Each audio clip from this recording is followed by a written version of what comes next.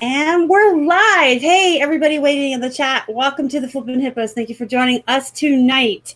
I am still experiencing camera issues, so I may have to flip over to the integrated webcam on my 8-year-old Alienware and look green like the witch from Wizard of Oz.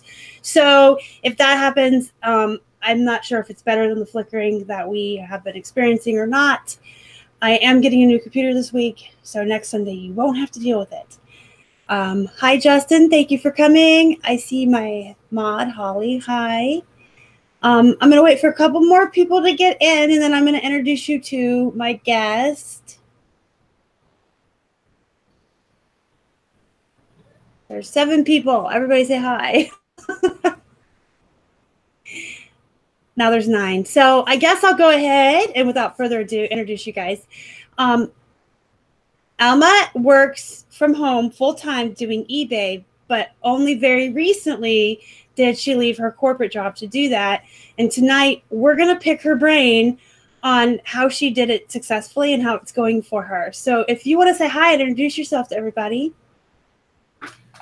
Hi, everyone. I'm reading the chat to see if I recognize anyone. There's a lot of names that I'm seeing that I recognize.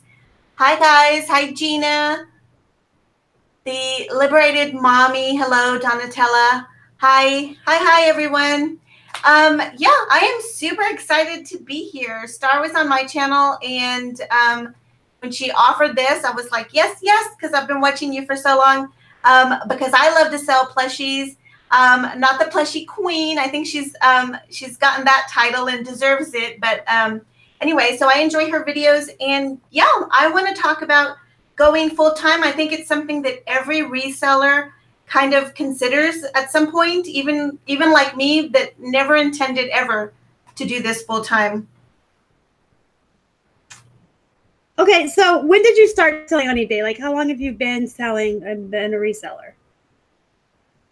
I've been reselling for just over 1.5 years, part-time, and it started, I don't know, by accident. I would say I've been a thrifter for forever, out of need, thrifting for, growing up. My mom was a single parent, and, it was very common to go shopping at thrift stores, to go to flea markets and things like that.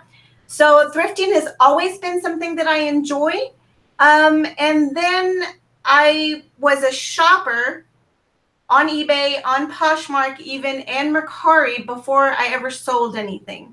So I was familiar with the platforms because I had a fascination with handbags. And so anything from, I don't know, Betsy Johnson to Louis Vuitton, I have a little collection of, and so I would constantly scroll the apps and eBay looking for a good deal. So, yeah, just thrifter by nature, I think. And one day I was just watching, I was watching Graveyard Girl, Bunny, on YouTube, who I love to watch. You watch her? I'm sorry? You watch her too? I do. And I always think I'm the only one. I always think I'm the one that watches her, but I love her. Anyway, go on. Okay. So yes, I am a Graveyard Girl. I'm part of the Swamp family. I have been. So I was watching one of her product reviews or something, and I didn't pay attention. The video ended and her next video started, and it was just a regular thrift haul. So I was watching her thrift haul, and as I was watching, you get the suggested videos on the side. And so I was watching, so one of the videos got my attention and I clicked on it. It was Thelma Thrift here on YouTube, and I love Thelma. So I was watching her video, and the difference was she mentioned that she was going to resell it on eBay. And I had never, ever, even considered it. But she got me hooked. I watched her channel. Quickly after that, I watched a Nicole State video. And then, of course, Rockstar Flipper is never too far from suggested videos, no matter what you're watching. So I watched Casey. And yeah, I got motivated to start reselling part-time. I had a very good corporate career. So it was never, ever my intention to go full-time. Wow. Actually, this is like you found it by accident from watching Graveyard Girl. That's like really super cool. A couple more people have come in, so I just want to say hi to a couple folks. I see Gina and Donatella, and Donatella feels better. Good, glad. Hickory Springs is here. So, for about a year and a half part-time, what made you decide you wanted to do it full-time and leave your job? Well, I think it's kind of a progression that happened. I have always, well, okay, I'll start here. I was in the United States Air Force right out of high school, and I served my country as active duty for 4 years. I was a military spouse for 4 years. And after that, I kind of was trying to find my thing, like what do I want to do? I had some schooling. I wasn't done with my bachelor's degree yet. I ended up getting into property management, and I enjoyed it. I quickly excelled at it. I had bookkeeping background, accounting background, so I started as an assistant manager, quickly became a manager, and then a regional manager. So I didn't finish school. I was going for a business degree, and I ended up getting the business degree, the career, just working my way up. So I never finished it. But after being promoted to a regional manager, and it required me to travel sometimes and whatnot, I got pregnant. I had my daughter, and I took some time off, for that. It broke my heart to go back to work. And at the time, my ex-husband, worked from home. And so, she didn't have to go to daycare or anything. But one day he shared some exciting news that my daughter had spoken her first word. It was daddy. It wasn't mama. It wasn't mommy. And, that was just sad. I was hurt. I was angry. I was resentful. And it was all good, but it hurt me. Mm-hmm. So that by the end of that week, I had resigned from being a regional manager. I resigned, and I stayed home for 7 years to raise my daughter. I then had my son, and I homeschooled them for 2 years. And I went back into the workforce kind of with a different mindset of, before I was working to please a corporate system. I was working to move up this ladder, to do anything for the awards and the accolades and the accomplishments that come with any kind of corporate career. And I went back with a different mindset of, this is just a job. That is it. I am working to provide for my family.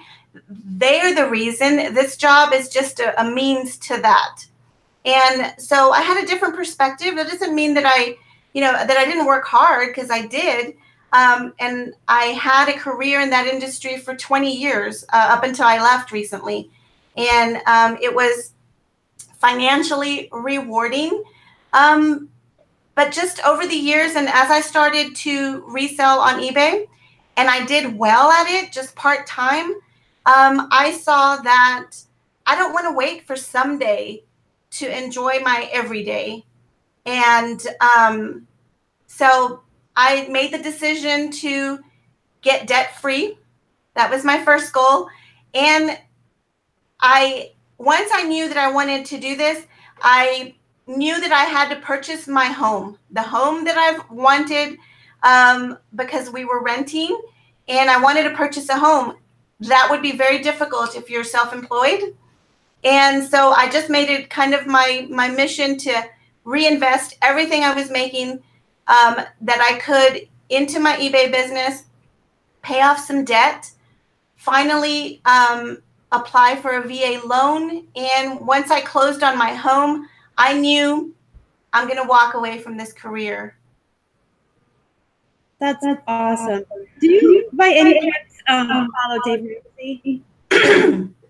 I've heard him. I've heard him speak before, but I'm not like part of his program or anything. But I know of him and his system. Yes.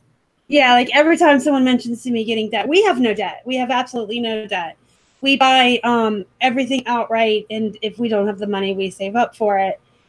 And sometimes you give up certain things because you want something badly enough that you say, yeah, I'm not going to eat out 6 months until I get my new car or whatever. So we don't have any debt. We don't believe in credit cards. It wasn't always that way, but it's a much better life. And when you can hand cash over for things and know they're yours. And I think that's kind of like the same as working from home. And I'm hearing that from you. When you work for yourself from home, if you work yourself to the bone, if you work 12 hours a day, at the end of the day, you've lined your pocket and you've given the money to your family. When you're out there in the world, no matter how much overtime you do, even if they give you double time, at the end of the day, you have worked yourself to the bone to line the pockets of everyone else above you. And you have nothing to show for it, right? So right. That's like my favorite part of working from home. And it holds me accountable. If I play World of Warcraft because the new expansion came out this weekend and I didn't put in as much work, I'm not going to have as many sales. But I know to buckle down before and buckle down after anytime I take off for things like that.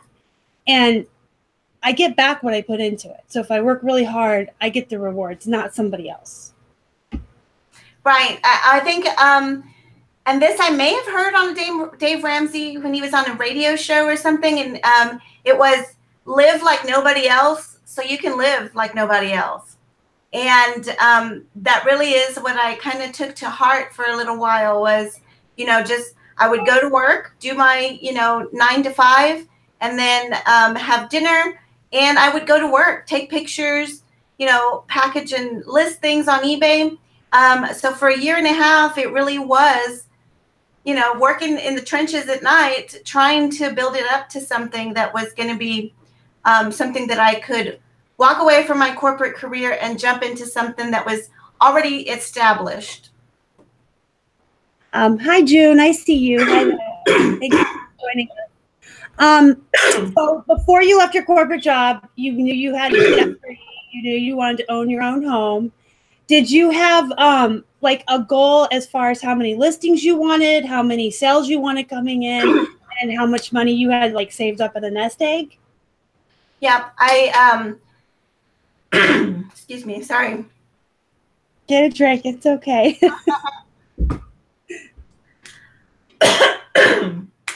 Okay, so sorry.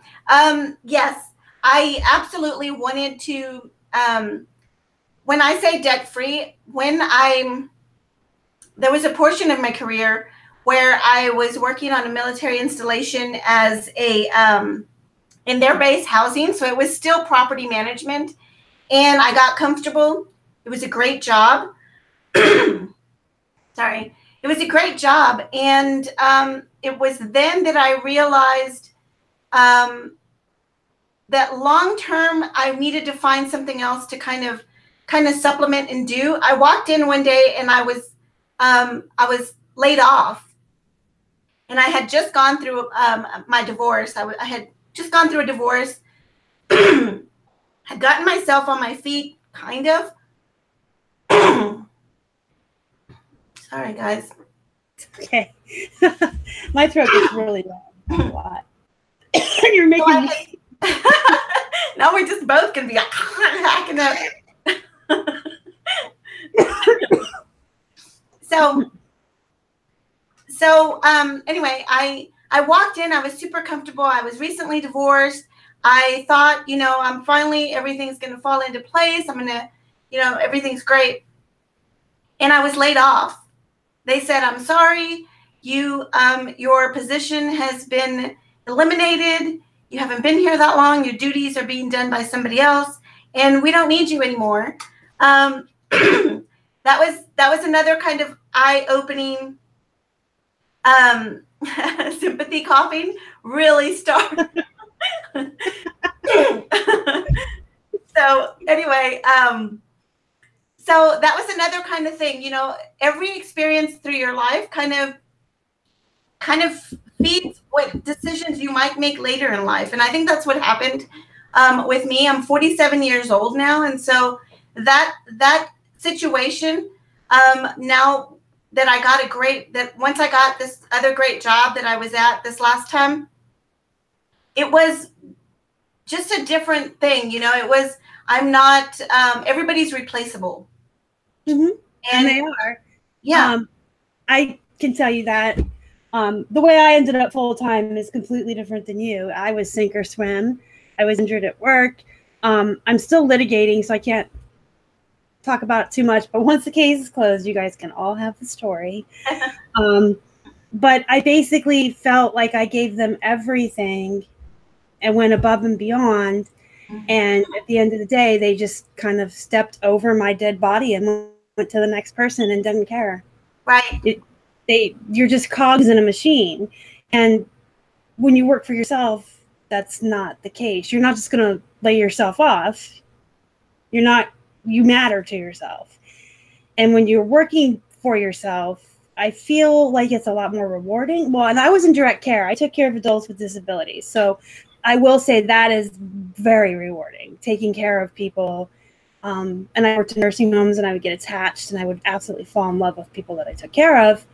And that was very rewarding, but in a different sense of just connecting with other human beings that I would see take steps and do things that I helped them with, and knowing that I helped them achieve those goals. But at the end of the day, like you said, I was replaceable. At any day, I could be let go. I was lining the pockets of the corporate people up the ladder who had never ever wiped a butt or cleaned up somebody's throw up or all the things that I put up with. So it's just a different kind of rewarding. It's taking my kids to a really nice dinner and going out to laser tag and feeling like, Keith and I did this. We worked for this. This is why we do it. You know what I mean? Yes. Yeah, the same thing. You know, I was on the management side of it, and so I have had a staff of 3 to 30, and so I have seen people come and go. And on the management side of it, I've fired people. I've had to let people go. I've had people come in to resign and feel sorry. Like, I'm so sorry, I'm gonna leave because I've been offered something else that makes more money. And to me, it has always been, especially after having come back to work, after having my kids, don't apologize for what you need to do for your family. Don't be apologetic about decisions that you have to make for yourself. And so to me, even though I went back and I had a great career and I went to the higher end of the salary for my industry, it was always with the understanding that this is my right now. It is not my forever. And when I decide I don't want this anymore, or they decide they don't want me anymore, their business goes on, their life goes on, and I'm not going to be invested in that so much. And so I've always had that mentality. So when I was ready to walk away, I did it unapologetically. It was like, I'm sorry. I have found something that I want to invest my time in. And I'm in a position where I've prepared for it a little, and I'm going to do it. And that felt so good. That's so amazing. And so it did require savings. I don't want to just say all that without saying that I got debt free. And some of that was bad debt. I'm talking about collection debt because I let things go. It was because it was the roof over my head and my kids, and taking them to the roller rink or whatever, or a credit card bill. And to me, it was screw the credit card bills. I'm going to, live comfortably and right and keep the lights on. And so I ruined my credit during my layoff, during my divorce. And so once I, got back into a good place, I started to pay off debt, bad credit card debt that was keeping me from getting a mortgage. So that is what eBay helped me do. My part-time eBay business helped me to take, because I just couldn't get ahead with just my salary. You know, you've got your living expenses, and yes, it's a steady income, but you need something above that, beyond that, to dig sometimes out of a hole that you might be in. And so eBay allows that, afforded me that ability. So I paid off bad credit card debt, and then in order to get the size of mortgage that I wanted, the loan that I wanted, I paid the only current debt that we had. We paid the only current debt that we had, and that was our cars. So as soon as those were done, then I applied for a VA loan, and we looked for a home for about a month. And, you know, within another 30 days, we moved into a house in an area that I never thought that I would live in. And so it's been a blessing, and it's been the extra work that eBay has afforded me. Did you have a goal for, like, I want to make X amount of sales a day or a week? And did you have a goal for how many listings you wanted in your store before you left? Before I left, no. I can tell you some numbers because I pulled them just before coming on so that I could share kind of some specifics. In 2017, I started selling in the end of February. So my first full month was March 2017. And so in 2017, for the year, I sold a gross of $24,000 on eBay. And my net profit margin, which is what I keep out of that after everything, is right at 60 to 58%. So for every $100 I make, 58 bucks goes in my pocket after everything. And so I was able to, in 2017, I profited 14,000 from those 24,000 in gross sales. I wanted my store to be at around 1,500 when I walked away, when I left my corporate job. Right now I'm at 1,690 or something, so almost 1,700 items.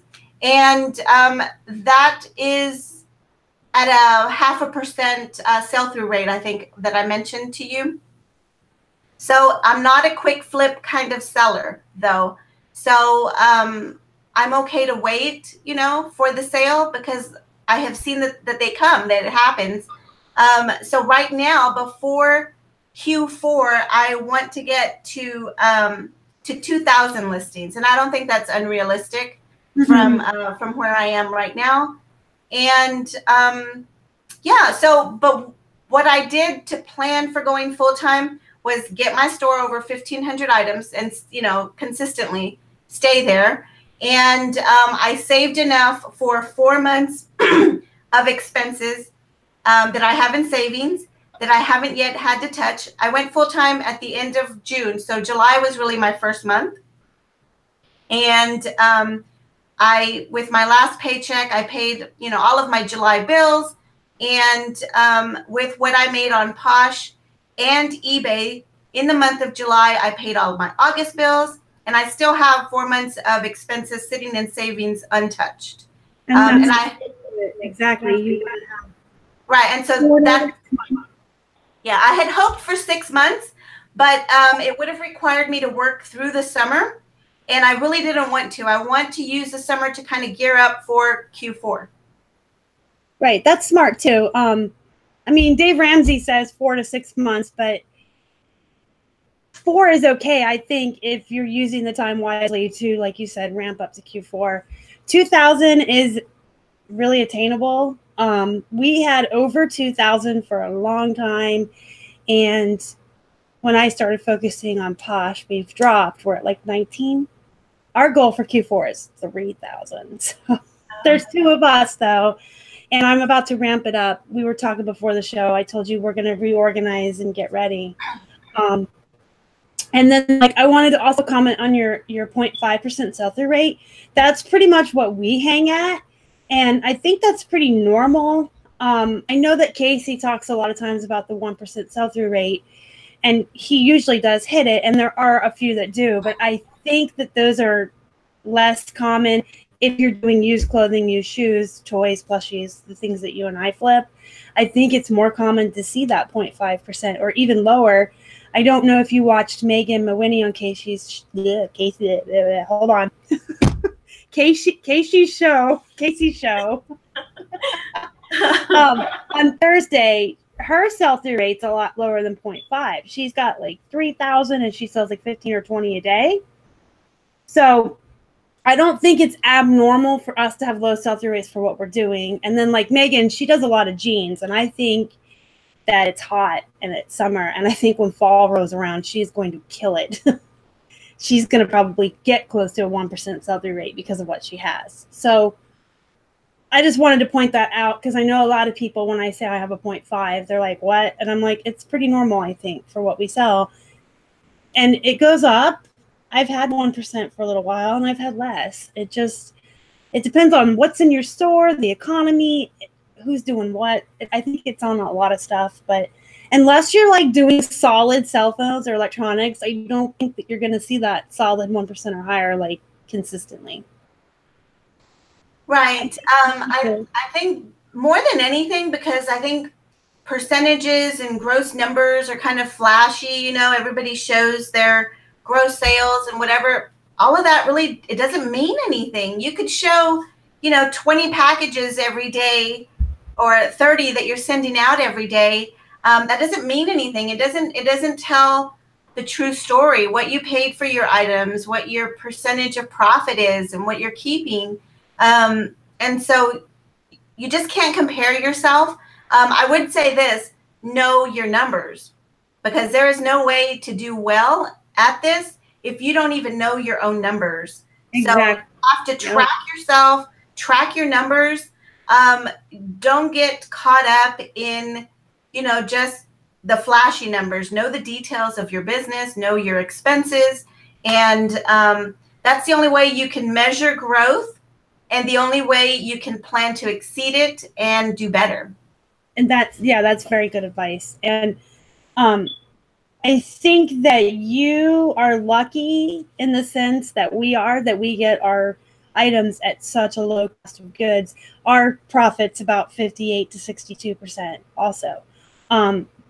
So having a lower sell-through rate for us is okay because our cost of goods is so low. And that's something, like you said, you have to know your numbers. If you live in an area where you're paying $250 for every piece of clothing, you do need to have a higher profit piece of clothing. And I say that all the time on my channel. I flip Gap and Old Navy and American Eagle all the time, but I'm paying 50 cents to $1 for it. If I had to pay $6 for every pair of jeans I buy, I probably would only buy like Miss Me and Silver and like those higher ends. So it's not only knowing your own numbers, you have to know what's in your area, what your cost of goods is, and is it worth your time to flip? If you're paying $1 and it will sell for 20, 15, 12, yes. If you're paying $2.50, you probably want to aim higher. I guess that's just my point. Like there's so much that goes into it, and you really can't compare yourself to others, because my pile of 20 might be equivalent to somebody else's pile of 5 who's more choosy because they live in an area where their cost of goods is higher and they're not doing the volume game. We do the volume game. So that's really good advice. Don't compare you know what I always like to say? Compete with yourself. Don't worry about what everyone else in the world is doing. Compete with yourself. What did you do last week that you can do better this week? Can you be a better you? Can your business be a better business than you had yesterday or last week or last Q4 or whatever? Just keep track of what you're doing and always compete with yourself and try to be better than you were every day than yesterday. That's like the best advice I give.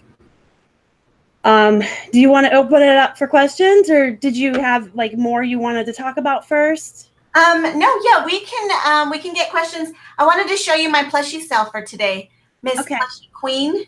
Because okay, I know I don't know if I've shown this. I think I showed it in a haul. Anyway, let me hold on just a second. Okay. Hi, Flippin' Daddy. I see you. Thank you for coming in. Bargain Shop Mama's here. I saw Keyline Kisses So welcome in. Thank you for joining us. Hi, guys. Okay. Plushie today. Look how cute he is. Look how cute he is. You guys saw him in a haul. I think I posted him on my Instagram. I'm going to be so sad to let him go. But I paid $3 for him. And I sold him today for $75 plus $12 shipping. How much did you pay for him? $3. $3, and you sold them for $75 plus shipping. Yeah. So they paid a total you need to get off my turf, girl. You're about to take my crown. Yeah. They paid a total of $87. And yeah, I paid $3 for him. He's adorable. He's wearing this little sweater. He's got his tail. He is so cute. I changed cameras if I look like a witch suddenly. Oh, okay.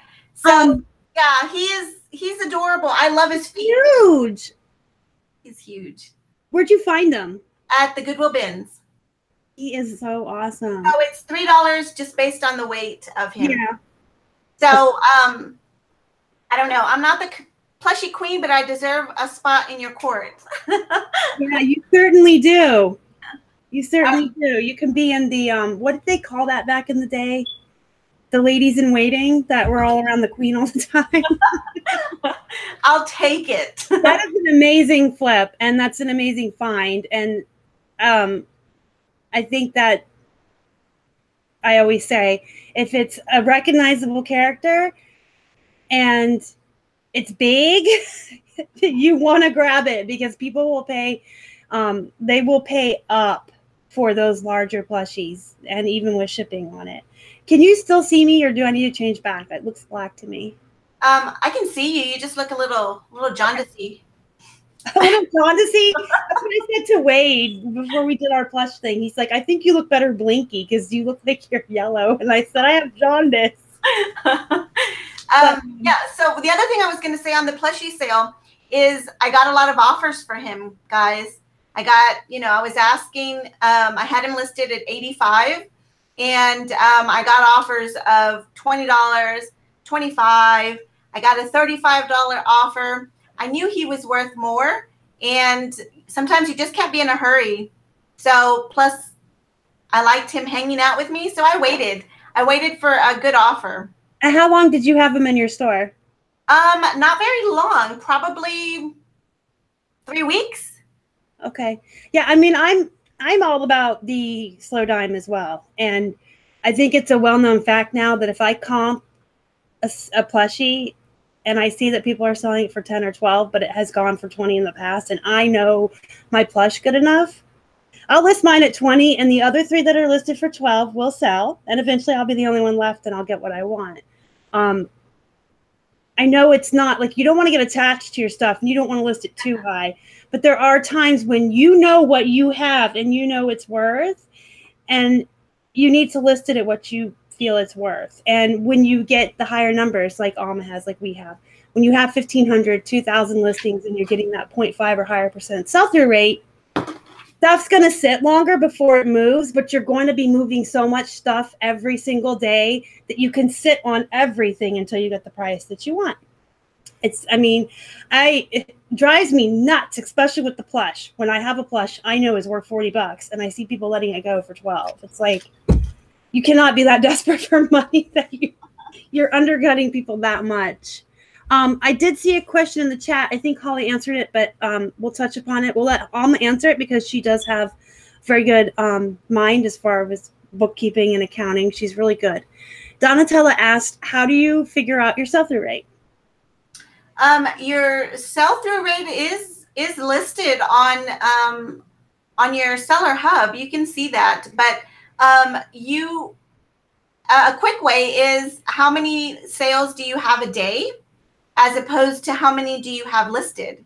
So divide the number you sell in one day by the number of items in your entire store, and that is your sell-through rate. Yes, and I would suggest keeping track of it for a whole week or even a whole month and then getting your average.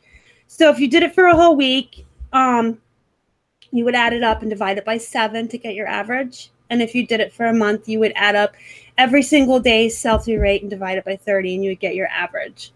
But most people hover, like we have 2,000 and we sell 8 to 15 a day. 10 would be 0.5. On slow days, we sell 7 to 8. And then on good days, we sell 15 and even 20. But yeah, that's how you figure that out. And I see Hip Flippin' Mama is here. Hi, honey. How are you? Thank you for coming. She is so sweet, you guys. I met her in Vegas. I absolutely love her. She is like talking to your mom. She's really sweet. She's dear. So do you guys have any, I do see one. Anybody else that has any questions, go ahead and type them in the chat. Throw some question marks in there so we can see it easier. What programs do you use for bookkeeping? Any tips or tricks that help you record your bookkeeping? I use just Google Sheets, but I use the eBay reports that are available to us on the eBay Seller Hub. If you look at if you look on your Seller Hub, let me pull up real quick so I can tell you exactly the report that I use. I believe you have to have a store subscription to get this specific report. But if you're serious about your reselling, I would think everyone has a store. So under selling tools, there is Sales Reports Plus, and then there is reporting. If you click under reporting, you are able to get a report of your sales for the entire month. And it'll tell you, every single charge against your account, every listing fee, every ad, everything. So that is a report that I download at the end of every month. And then I import that into Google Sheets. And then I'm able to see for every sale that I had that month, it pulls in everything, the item number, it pulls in your description, or I'm sorry, your title. And I'm not having to recreate. I don't create any kind of spreadsheet to track like each individual item. I track my sales. And so that pulls all the information off of eBay. You've already done the data entry, right, into eBay. So you pull that report. It has all your information. It has the sales. It has the percentage of eBay fees. It has your PayPal fees. There is an area where you can enter your cost of goods. And then you'll have your profit. It calculates and shows you if anyone in my instant, from me, if anyone in Texas purchased from me and paid sales tax, then it has a column of sales tax that was paid to me and collected so that I can then keep track of that. So to me, the reports are there. They're in eBay, and you just need to utilize them and pull them. That may be like a request I'm going to give you. You should do a video on your YouTube channel sharing your screen and how you do all that. I did start. I did it when I had 3 subscribers. You didn't see it? No. I don't think I was even on YouTube then. I'll have to go look at it. So she does have that available, guys. She has. No, I don't think it is. I don't think it is, Star. I took down some videos, or not took them down, but I put private on some videos that were kind of outdated because I changed the way I do things, and that may have been one of them. But I still use the same system, and I may either reactivate it or redo it. Yeah, that would be great. Now, I personally use GoDaddy, and I see June says she likes it too. And I'm going to put this out there. If you don't want to do all of that back-end work, she has a background in bookkeeping, and she's very good with numbers, obviously. And that's free. Everything she's doing is free. If you don't want all that data, if you hate numbers and you liked English in school like I did, I think that's like a rule. If you're good at math, you're bad at English, and vice versa, right? I'm not doing that. I'm not dealing with spreadsheets or any of that. So to me, it's worth the cost. I believe it was like $90 for a whole year. I got a deal. You can get deals. They have coupon codes. You can Google them. I believe it may have been even been $75 for the whole year. I have the receipt somewhere, but we paid for it last year, so it was on last year's taxes. So, but here's why I like it so much.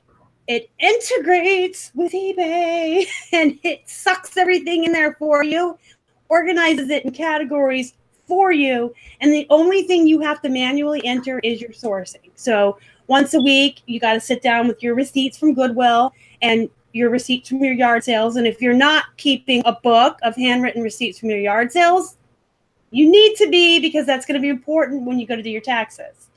But once or twice a week, I sit down with our receipts and I just pull up expenses. It's Google, not Google. GoDaddy bookkeeping is very easy. I just enter in the prices and where it was. And once you've entered a store, like you type the first 2 letters and then you can pick it, you know. And I have to enter our mileage, but I just do that right from my phone on their app while we're out and about. And when I get home, it's in the expenses already. So GoDaddy is really, really easy. It integrates. It sucks over from eBay for you. It connects to PayPal. Actually, yes, it sucks for PayPal too. I forgot that. So whenever you make purchases with your PayPal, you can view them on GoDaddy and assign them where they go. Was that personal? Was that office supplies? Was that shipping supplies? The only thing I'm going to say is once we're all on that new payment system with eBay, I don't think GoDaddy's going to be synced, at least not for a little while. It's going to have to all be manual. And for those of you who are willing to spend a little bit more money and want the data input yourself and all of that,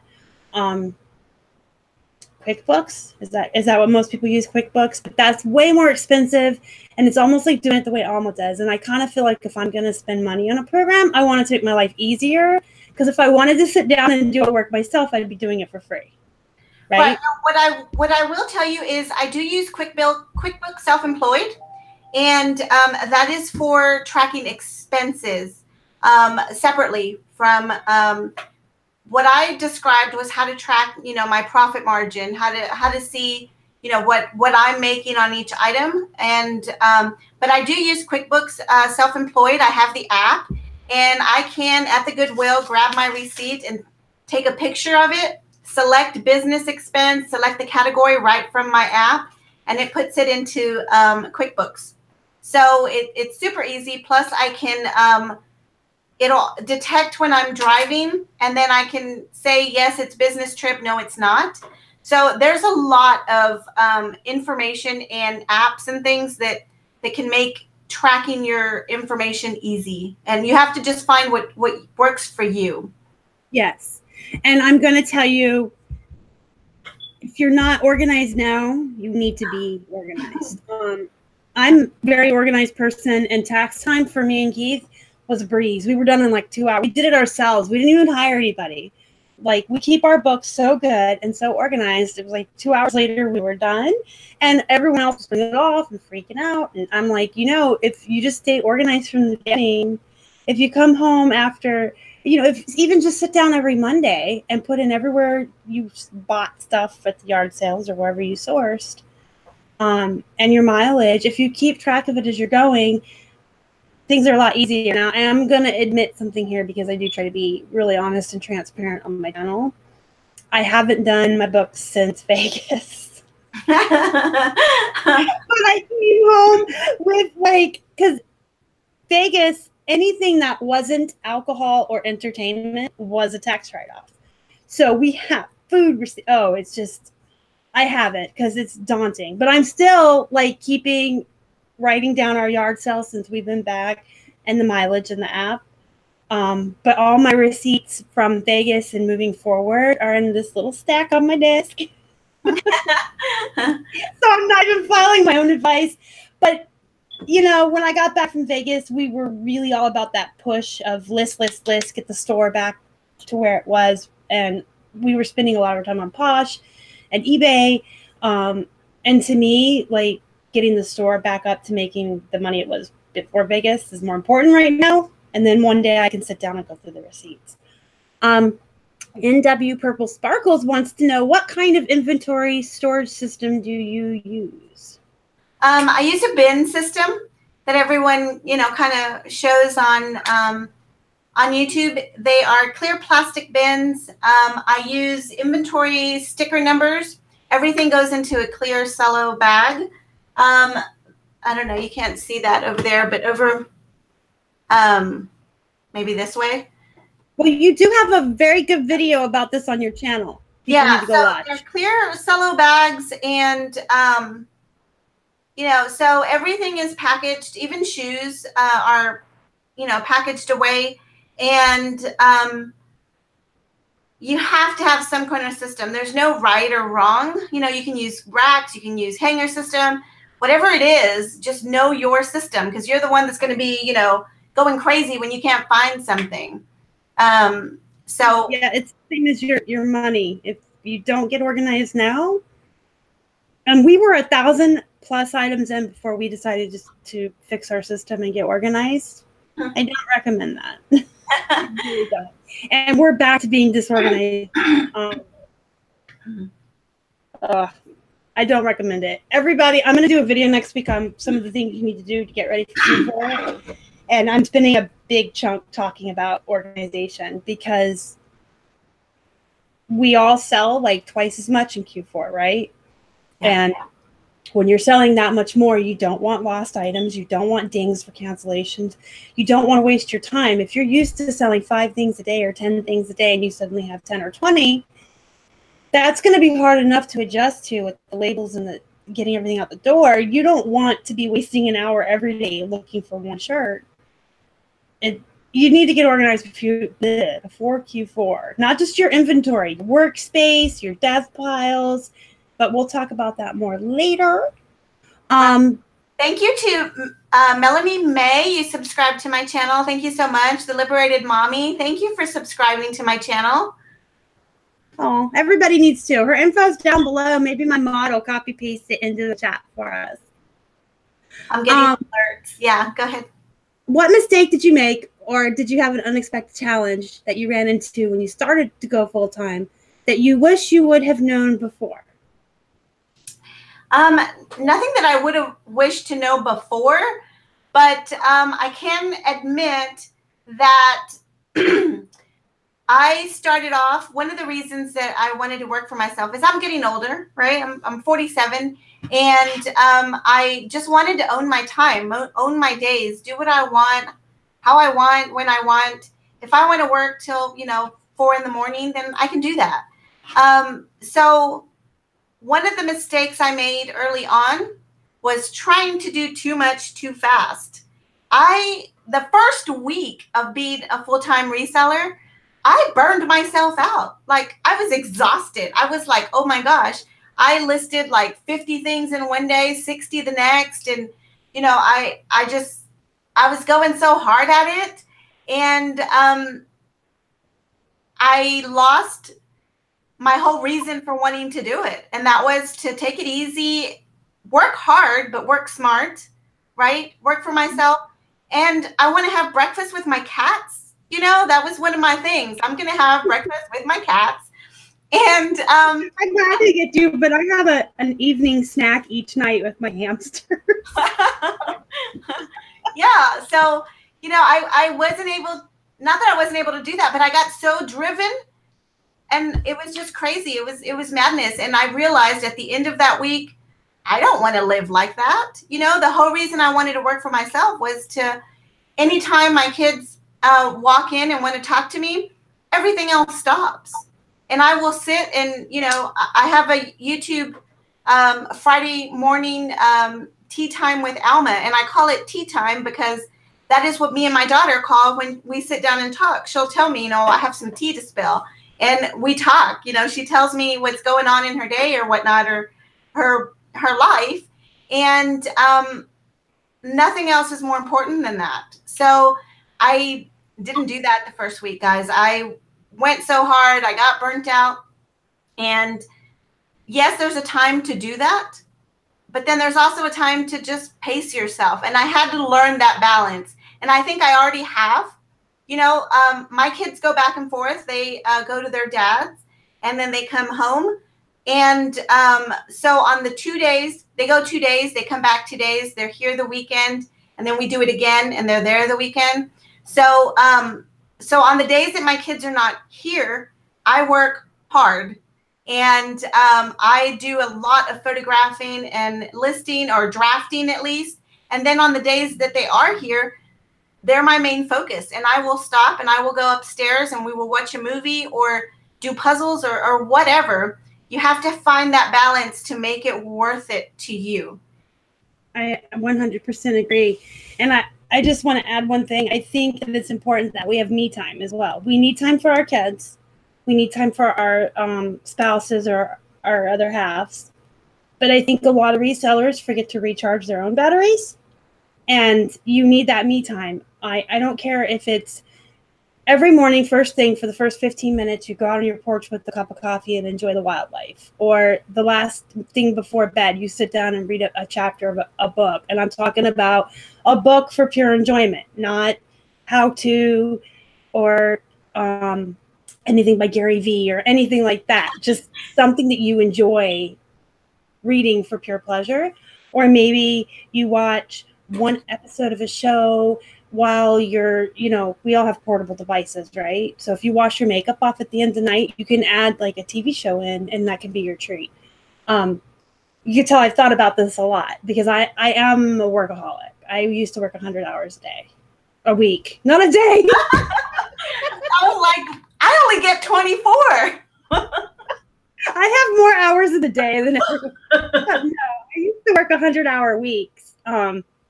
And I am a workaholic, and I will throw myself into it hard, like you said you did. And so I've had to find little ways to incorporate time to recharge my batteries and make sure that I'm taken care of too, because I can't take care of my business or my kids or Keith if I'm a burned out, tired, grouchy mess, So you just have to find one thing. Think of one thing that you enjoy in your life and make time. Read a book while you eat lunch.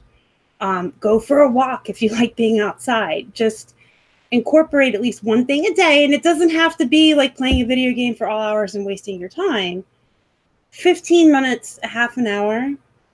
And usually, from what I've heard from self-help people, is it's best to do that first thing in the morning or right before bed, because you're going to start your day by recharging your batteries and doing something you enjoy, or end your day that way, and you'll sleep better and you'll be happy. So that's my 2 cents. Make time for yourself as well. My kids come before me, but again, you can't take care of them if you aren't taking care of yourself. Right. And my kids are, they're not little. My son is 14 and my daughter is 17. So, I'm in no way trying to take care of babies or toddlers or anything like that. So yeah, mine are old too. They're 16, almost 17 and 14. Nice. And we share custody back and forth too. So I kind of like ball to wall work when they're not here, like you said. So, yeah, timers. I see somebody mention timers. Anybody that's been watching my channel for a while knows that I preach about timers all the time. Timers to keep you on track. If you want to check in on Instagram, set a timer for 10 minutes so you don't get lost and you can come back and work. I work by timers. I do my breaks by timers. They remind you to get back to what you were doing. I think I saw another question, but chat. Justin Packman wants to know, he was told QuickBooks did that too. Oh, I guess he was told QuickBooks could pull over your eBay stuff, but he hasn't figured it out. Mine doesn't pull over my eBay stuff, but it will pull over my bank account. So my business checking account, anything that I purchase, gets automatically pulled into that. But not my eBay. Yeah, I don't think there is a way. I think that I remember asking Casey about that once, and he said no. I don't think. I can find out the answer, though. Certainly, I'll ask somebody who uses QuickBooks that maybe has found a way. Sorry, I heard footsteps behind me, and I'm like, "What's?" Oh yeah, Keith's home. I'm like, ah. Donatella wants to know if that room's where you photograph. It is and it isn't. This area back here, I actually have that pink backdrop will roll up, and I have a brown one that I use sometimes. On the floor, I will sometimes photograph shoes on a little rug, on the floor. But I've also made it a point that one of the reasons I wanted to work from home was to enjoy my home. So I make it a point to not always be stuck in this room, because I could, from morning to bedtime, I could be stuck in this room. And so I make it a point to sometimes take my lighting, into the dining room, which we were just talking about, I don't use very often. And so I will, set up my light in that room. It has a whole nother view when I open the blinds and the windows, and just to enjoy my home. Upstairs, I have my inventory room. I have upstairs, and I have a theater room in the middle of that upstairs. Sometimes I'll go up there and I'll put a movie on, and I will take photographs, or I will sit and watch a movie, and I will share my Poshmark closet. I will, like and follow and do whatever from my iPad. So I work from my home all over. The majority of my clothing is photographed here. Yeah, that's good advice too.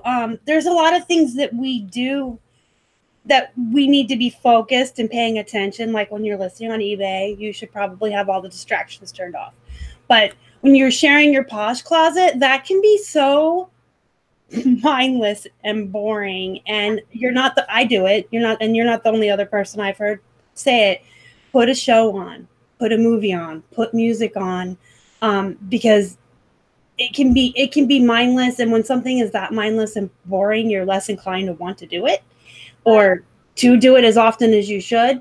But if you know that your Posh sharing time is the time you get to sit down and catch up on Grey's Anatomy or CSI or whatever show you like, you're going to be eager. You're going to be like, oh, this is the 45 minutes I get to share my Posh and watch my show. There's a lot of ways to trick your mind into seeing work as fun that's not fun. And the other thing I hate doing, I bet everyone does, measuring clothes, right? That to me is mindless, especially when I do jeans, because I'm really thorough. I do 1, 2, 3, 4, like 5, 6, 7, 8, maybe. Maybe I should count them. I do the waist, the hips, the front rise, the back rise, the leg opening, the inseam, and the outseam. And I can do 25 to 30 in an hour measuring, and then it takes me another hour to photograph them all, and it gets really mindless. So that's a time too where I watch a show, because you're not going to like really mess up if you're concentrating on two things. But I would suggest when you're listing, right? Agree, all distractions off when you're listing, because you could make a mistake that could be costly for you. Right. I used to list and create drafts and things and have YouTube going, and I would watch, watch you, watch Casey, watch whoever. And I have made some mistakes, so I don't do that anymore. If I am photographing, sometimes I will have my iPad and I will have YouTube on, and I'm listening more than I'm watching. And then something will grab my attention and I'll look over at it or whatnot. But so just how you work best and develop your best work environment, I guess. Yeah, and trick yourself into thinking things are fun that aren't. And reward, like a reward system for yourself. I forget who I was talking to about this, but it was really recently about it was Sydney, the girl you guys met last week that does Posh really well. We were talking about ways to reward yourself, to trick yourself to work harder. So it's like you can make yourself an agreement. If I list 10 things on eBay and cross post 5 to Posh and measure 10 pairs of jeans, then I get 10 minutes on Instagram. Set a timer. When the timer goes off, you're off Instagram, and then make a new deal. Now I get to share my Posh Closet while I watch my show. Then I need to check my unsolds and take photos of those 10 pairs of jeans. And then I get 15 minutes on Facebook. But break your day up. Don't just work all the time. Take breaks. Reward yourself for big chunks of work that are done. Take a lot of breaks. Like, you have to, because we work alone and quiet most of the time, and you need to take the breaks. I really encourage I don't encourage wasting time, but I encourage socializing on the Instagram and the Facebook. But set a timer and keep it limited and make it a reward. And what else? I don't know. I just feel like we work alone and we're always alone. You really Right. need. What I would say is, and what I kind of told myself after, killing myself that first week, it was almost like a week and a half till I was like, look, I didn't leave my corporate job, which was easier because I just sat in an office. I had people, that worked. I was just, an overseer, but I didn't leave that corporate, grind in order to create for myself another job. I don't want this to be a job. And so in order for it not to become a job, and in order for it not to, not for you not to take the joy out of it, which, all of us love in the beginning, don't take the joy out of it by making it a grind and a job. So incorporate it as much as possible into the other things you like to do, which is what you're describing. Right. And space yourself out. We work for ourselves. You don't have to do everything before dinner. You can save like your last share of the day for your Posh Closet or your last 5 listings for after your kids go to bed. You can space your work out over the day, and that way you have more time to enjoy life too. I mean, some people need to say I work from 9 to 5 and then I'm off for the rest of the evening. But like she said, we all know ourselves best and how we work best. Personally, I need a chunk of work, a chunk of life, a chunk of work, a chunk of life. And that's why I'm up till like 2 in the morning, but that's the way I like to work and the way I like to live. Yeah. I see one more question I want to get to, and before we keep you guys forever, couponing Seg Parsons asked, when you do free shipping, is it only for the US? That depends if you have the global shipping program turned on or not. If you don't, I think you can offer free shipping internationally, but I wouldn't suggest it. And I've never really messed with it outside of global. The global shipping program is a button that you can click or check mark on your listings to turn on. And basically you ship to Kentucky. That's as far as you're responsible. You just ship it to Kentucky. It goes to a center there ran by eBay employees. And they do the inspection, the customs, repackage it up, and they take care of sending it overseas. And I do know the buyers pay a lot for that. It's really high prices. But I like it because I'm only responsible to Kentucky. So if they buy something that I have for free shipping, I'm paying the $3.50 label. And then after Kentucky, I'm not responsible anymore. Do you do global shipping? I do. Yeah. And I had thought about doing just regular international shipping where you charge based on, the buyer, because I watch Katie and Victoria. And I think Katie did a show about just doing international to make it more affordable for the buyer. It's just it's not even complicated after watching her video, but it's something I don't want to deal with. I'm with you. I don't think it's complicated, but I don't want to do it. I don't want to deal with it. And I feel like it's going to add extra time that I don't need to be spending when I could just ship to Kentucky. Right. That's how I feel. I think it would take too much time. And my phone is just going off. I just don't want to be the one responsible, I guess, ultimately, because it can be very expensive if something happens. And I don't want to be the responsible one. I'll let eBay be the responsible one. And it just, I don't know. It's scary to me, I guess. Not that it would be hard. It's just like, oh my gosh, all the things that can go wrong. And do I want to be responsible for that? Returning the item or whatever. I don't want to deal with it. I just want to slap a Kentucky label on and send it on its way with the rest of my stuff. People who want your things badly enough, they'll pay for it. I'll tell you, the thing I ship most overseas, and I have 2 orders right now going out tomorrow, both through the global shipping program. I have a 2-foot tall Minnie Mouse, a foot and a half maybe. You guys might have seen her on Instagram. And then I have a brand new in the box Minnie Mouse coffee cup that came with a plug-in warmer. Those are both going overseas. I sell a ton of Disney and Disney related items overseas. They love that stuff over there and they'll pay for it. So if you have stuff they want, they'll pay for it. You don't have to really worry about losing sales overseas. Yeah. Megan's here. And she's one of my favorites. We were just talking about you and your sell through rate, and I said that I thought you would skyrocket once we hit the fall because you're going to have like 4,000 pairs of jeans in your store. That's crazy. I think you're going to hit 1% sell through rate as soon as the weather's right. I really do. Yeah, I think so. You are an inspiration, Miss Megan, because what you're doing with little ones, and then, you know, here I am. Well, you know, I'm pushing myself to do some things. And then I think if Megan can do it with her toddlers, I can do it easy. I should be able to. Because Yeah. you know, I don't have little ones, and there's no excuse. Do what you got to do. Yeah, me and Keith were talking about her after Casey's show, and she just amazes me because I hear all the time that excuse from people. I have a toddler, I have an infant, and I'm like, yeah, but Megan was 9 months pregnant redoing her inventory. And she is still listing 40 things a day. She is definitely an inspiration. Yeah.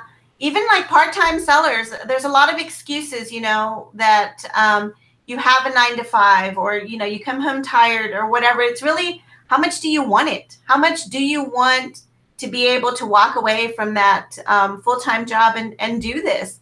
And if the desire is truly there and you put in the work, then you can do it. Anyone can do it. Anyone can, if you have the drive. And not everyone does.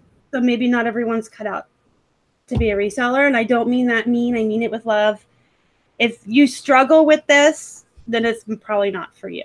If you have self-control, self-motivation, and you have drive, and you know how to manage your time, or you're willing to learn how to manage your time, you'll do fine. Megan's a great example. And Alma's a great example because she left her corporate job and she's fine. She's been out of her job for a month and she didn't lose her house. Her mortgage is paid. She's still got her car. She's still eating. She still looks great and healthy. So I'm sure that she's doing fine. You have to want it bad enough. You have to want it. You can't sit around and make excuses about why you don't or won't. You just have to do. Identify excuses and then look for ways to blow them away. Yeah, exactly. And I'm not like I wasn't perfect when I started. I was really bad with time management. I was struggling with becoming disabled and the whole workman's comp thing, but I knew I had to do this full time or I was going to be in trouble. And so I kind of had to buck up, but I struggled. It was like, oh my gosh, I'm home. I can watch TV. I can do this. I can do that. I struggled too. I didn't start out like perfect. No one's perfect. I probably still have days where I waste time, and she probably does too, right? Oh yeah, absolutely. Like I said, I went really hard in the beginning, and then honestly, I completely took my foot off the gas and just kind of coasted for 2 weeks. And then I thought, okay, no, you don't want to touch your money and savings. So get off your butt and get to work. And it's just really been just finding that balance of integrating it into the freedom that that I now have. Yes, but it can be done. It can be done, and you need a plan. So that's what I would suggest. If you weren't here from the beginning, watch the replay. It talks about how she created a savings account of 4 months of bills, got rid of her debt, bought a house. She had an exact plan, and she followed it step by step. And also that nest egg is so important because if you have, the nest egg is there for a lot of reasons, I think. If you have a slow month, if it's summer slowdown, you have that there. And then you can put it back in fourth quarter when you make more money, whatever, but you need to have that. So definitely make sure you watch the beginning of the video where she talked about how she did the things she did to quit her job. I do not recommend anybody just quit their job today or tomorrow because you're motivated by seeing her on my show. Don't go quit your job and then go gung-ho on eBay. That's not good. Have a plan. Anytime I've talked about my story, because I did a video on my YouTube channel in the beginning, and I was like, I need to be just very responsible in how I share my news, because yes, I want to motivate people, and I want to show like, hey, you can do this, but I don't want to psych somebody up so much that they are not prepared and then do it, I guess. But, right. It's not my responsibility, but I also don't want to, you know, encourage someone so much that I irresponsibly share, and, you know, and someone just decides to just jump off the cliff, not prepared. Yeah, you need to share responsibly. Like, don't recommend people. I'm flickering really bad. I'm going to go back to the green. Yeah, if you want to leave your job, that's great, but make a plan and have a nest egg and listen to at least one of Dave Ramsey's shows. He's on AM/FM radio. You can look him up.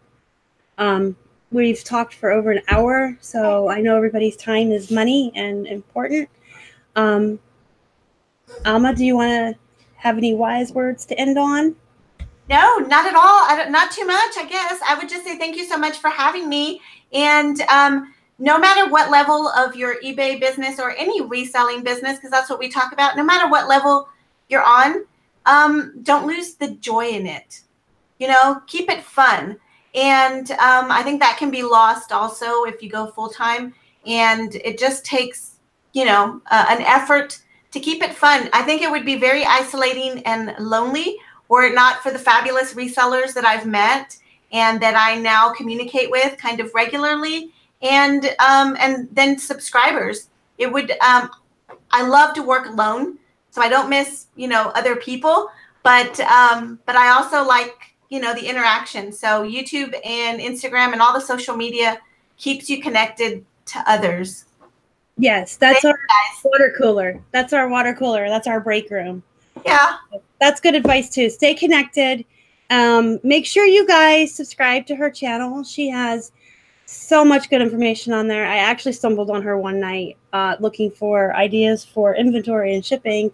And then that was one of the nights I wasted time. I will admit, I binged you a little bit. But make sure you subscribe to her. Follow her on Instagram. The links to both are down below already in the description box for your convenience. If you haven't subscribed to our channel, we have hungry hippos to feed. So please subscribe and help us feed those hungry hippos. I guess you guys have a wonderful night. Thank you for coming on the show. I really appreciate it. I love having you here and hearing everything you had to say tonight. Okay. Bye, guys. Bye from back. Thank you for showing up. Thank you for your comments. Thank you for your support. And thank you for your subscribing. Everyone have a wonderful night.